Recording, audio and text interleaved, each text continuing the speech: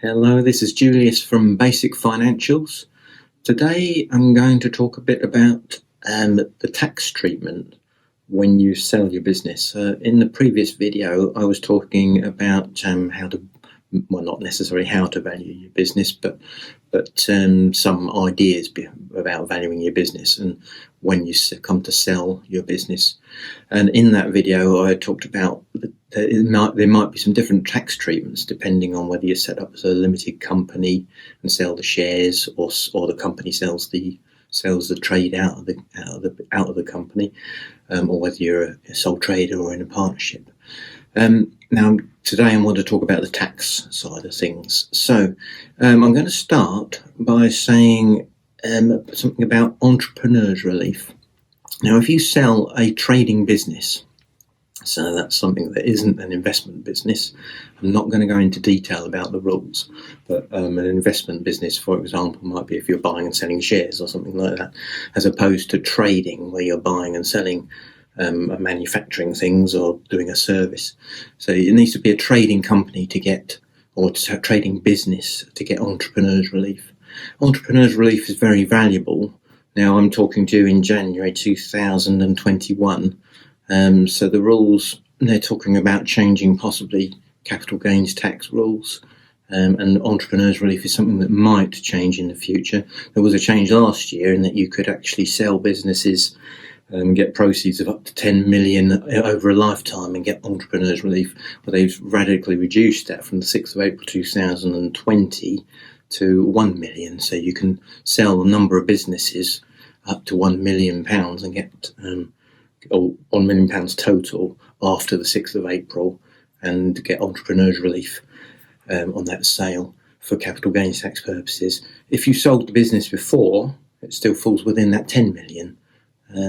So if you've sold a business before and it was covered by your 10 million, you can still sell afterwards and get your full million.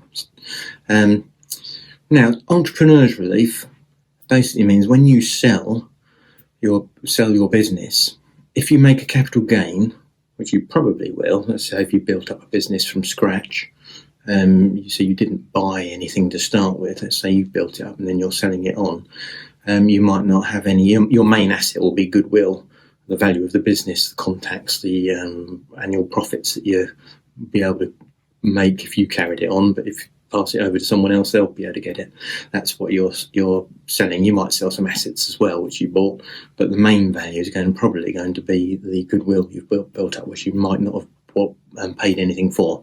So your capital gain will be the value of the sale proceeds. If you did buy something, then you could take, if you bought the goodwill from somebody else, you could take that value off, you could take that amount that you paid off the sale proceeds in working out your capital gain. But once you've got your capital gain, entrepreneurs relief means that you can get 10%, you pay tax at 10% regardless of what your other income is. So if you're a basic rate taxpayer, you'd still pay 10%, and if you're a higher rate or additional rate, you'd still pay 10%. You also get your annual capital gains tax allowance if you haven't used it already, which is about £12,000. I think it's a bit more than that at the moment, but let's say £12,000. And obviously you still get your personal allowance against any income, including capital gains, if you haven't already used it elsewhere. But so that's quite a big advantage of selling your business, if it's a trading business, and claiming entrepreneurs relief for it. Now, where it starts to get a little bit complicated is if you're trading within a company. Now, if you sell the shares of your trading company to somebody, then just like if you sold the business, if you're a sole trader or a partnership, then you can claim entrepreneurs relief on the sale of those shares. But if you've got a company and the buyer doesn't want to buy your shares, instead they want to buy the business, the trade out of your company, then your company is going to make the capital gain and not you, because the company is selling its business. Remember, if you're trading through a company, the business isn't yours. The business is the company's. The shares are yours. So you own the shares in the company. But if you're selling the trade out of the company, then the company will end up with a lump of cash. And if it makes a gain, it will pay corporation tax at the current rate of 19% on that capital gain. Problem is, you've still got the cash sitting in the company, and that you might want it out yourself. Now, what you might do, there are a number of ways of getting that cash out, but they all could create tax liabilities for you, personal tax liabilities, as well as the 19% corporation tax that the company's paid. You might decide to pay the money out in dividends. Now, you could do this over a number of years. So, for example, if you treated your business, your company, as your pension scheme, you might end up with, say, you've sold it for £1 million, rather than taking it all out in one go and having a massive dividend tax hit, because it takes you into the 38.1% dividend tax rate.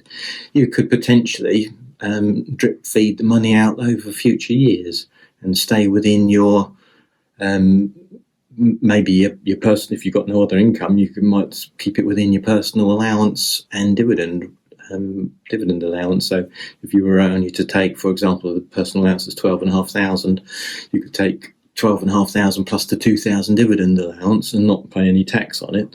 And if you've got another person, like a partner in the business as well, or your spouse, and they own shares, you could each take that. So then maybe that'll do you, and you could keep doing that for a number of years.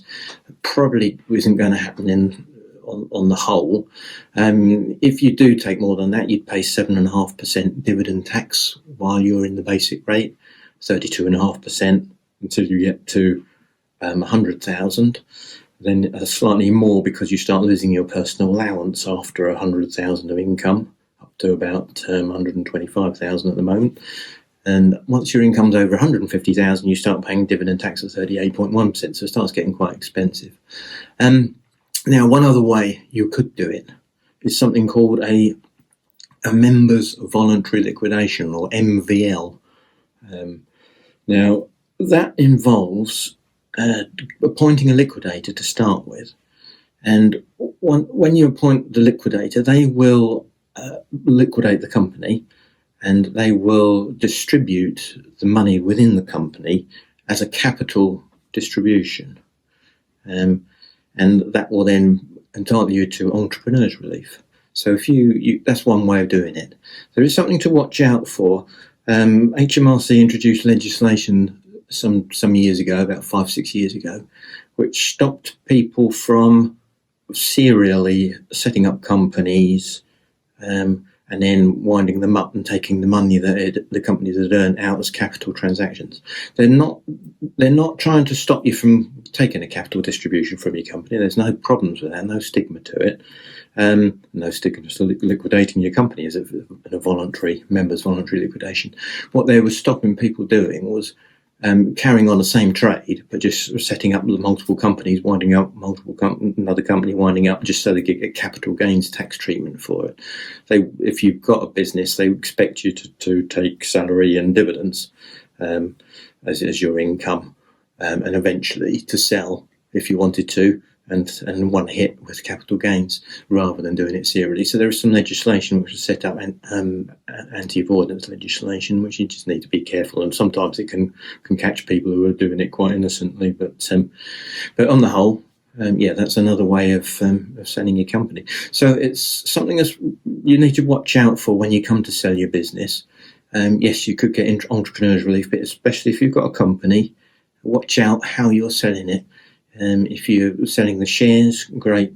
If you're selling the business out of the company, watch out for that double hit of tax, because the company will pay 19% on the gain that it makes, and then you've got to get the money out of the company. I think that's probably enough to be thinking about. If you've got any comments or questions, please leave them in the box below. And as usual, if you could like and subscribe, that would be very helpful. And I'll see you again for another video soon. Thanks for listening.